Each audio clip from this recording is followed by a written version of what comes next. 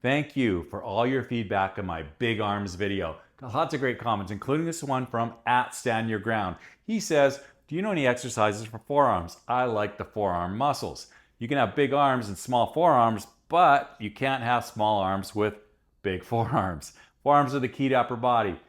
@StandYourGround, thank you for your comment. I agree. You know, forearms, they're a hallmark. Now, we're on the same page here because I was actually thinking about including forearms, but I didn't because I just thought the video might get too long. So we're gonna do that today. Plus bonus, we're gonna do middle delts and front delts as well. So we can cap off and overall and give you muscular jacked arms. But before I do that, my name is Andrew Kolasko, and from here on out, I am your very own longevity coach for Hume 50+.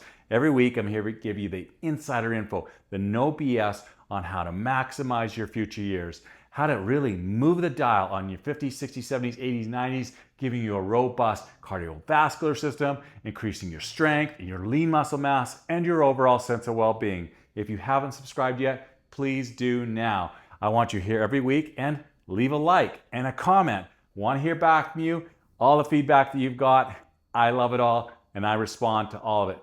Let's get into it. Several videos that I've watched on dating. Yes, I'm single, admittedly, and where else do you go for great instruction besides YouTube?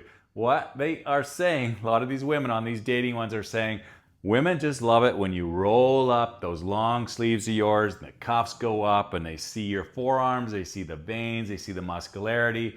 It's really an attraction. And yeah, so I'm single, so maybe my forearms aren't big enough.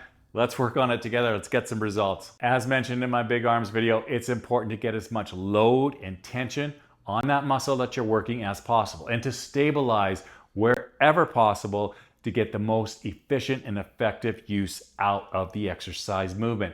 That's why I recommend Myo-Reps. It's only a 6 to 10 second break in between your sets. It's allowing you to get a lot of tension, a lot of frequency in a short amount of time to put that pressure and weight and load on those muscles. And as well, the research is showing that you need at least 20 sets per body part per week to really get effective results. And if you really want to move the dial and get it even better, you want to go north of 30 sets. And Myo-Reps are great at doing that. We're able to get in so many sets and so many reps in a short amount of time that you can still work it into your schedule, and you can get that effectiveness that you want from all your output. Yes, good plan, right? Lots of sets in the shortest amount of time. And we are going to attain a high stimulus to fatigue ratio. That's really where we want to be. I want you to learn how to embrace the discomfort, feel the burn, and learn to love it, because your arms are going to feel stoked. They're going to feel jacked. And that is going to let you know you're getting results and we're moving in the right direction. Let's start off with those forearm exercises and get into them right now. As I went into a lot of detail on my big arms video, it's important to stabilize whatever exercise you're doing to the very best of your ability. And the good thing about with your forearms, it's actually pretty straightforward. You just want to ensure that the bottom side of your forearm, just above the wrist, is anchored on the bench or something like a bench. So for the first one here, the palm up wrist curl, what I want you to think about is driving the base of your palm toward your elbow during the shortening phase, and then think about driving the base of your palm away from you toward a wall in front of you during the lengthening phase. Next up is basically a wrist extension. This is the reverse wrist curls. During this, I want you to think about driving the base of your palm toward your elbow during the lengthening phase, and then think about driving the base of your palm away from you toward a wall in front of you during the shortening phase. We're going to be doing the standing barbell wrist curl here, targeting the front of the forearms with this. You can see I'm simply letting my fingers lengthen up and then curling them up. When you're executing the motions for the forearms, you should allow the fingers to do whatever is most natural during the curling and the straightening motions. Imagine that you're moving through the wrist joint rather than through the fingers, and that's how you'll get excellent results for all of your forearm exercises. You want to literally top off your arms with caps on your shoulders.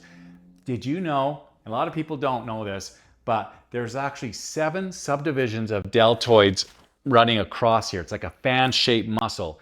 For our purposes today, we're just going to focus on 3, and that is the rear delts, the middle delts, and the front delts. Now with the rear delts, I covered that here in the strong back exercise video. So check that out because it's gonna give you an overall V-shaped, nice strong back. But in today's video, we're gonna be looking at middle delt and front delt exercises. Okay, front delt. We're gonna do the front cable raise. Now, what I want you to notice here is you're gonna notice with my other cable raise with the middle delt is that I have the loop around my hand through my palm rather than holding on to the handle. That just allows you to more focus on just the upward motion and not trying to be gripping and using your strength doing that. When you're doing this, imagine that you're moving through the elbows rather than the hands. And once again, with that loop in there, that helps do that. The arms can sometimes get overly involved if we're not conscious of where we're moving from specifically. So just go straight up through that elbow and then bring it straight down, and you'll be able to keep a nice stable movement throughout. Side cable raise. Once again, you notice I did with the front cable raise, I put the strap around the top of my hand rather than just trying to grab the handle. Overall, your arm needs to feel pushed inward toward your body by the resistance of the cable. Think about raising out and not necessarily up, because raising upward may actually get the traps more involved. And also don't assume that raising the arms a greater distance upward is better. You don't and shouldn't need to go fully overhead to train the middle delt sufficiently. And once again, cables, it's a nice smooth movement rather than using a dumbbell, and you're gonna be able to get that trajectory in a more even pattern. Plus with the cables, you get the added benefit of manipulating exactly where you want the resistance to go. Yes, check out that big arms video if you haven't already. It's gonna give you a little bit more contextualization, a little bit of nuance in the background that's gonna help you overall get those big arms. I didn't go into all those detail here, so I hope that you check that out so that you absolutely get the full picture. And I'm here every week to give you that overall picture to help you in your 50s, 60s, 70s, 80s, and 90s. Noon Eastern Standard Time every single Friday. I want to be able to help you move that needle and get you the best future years.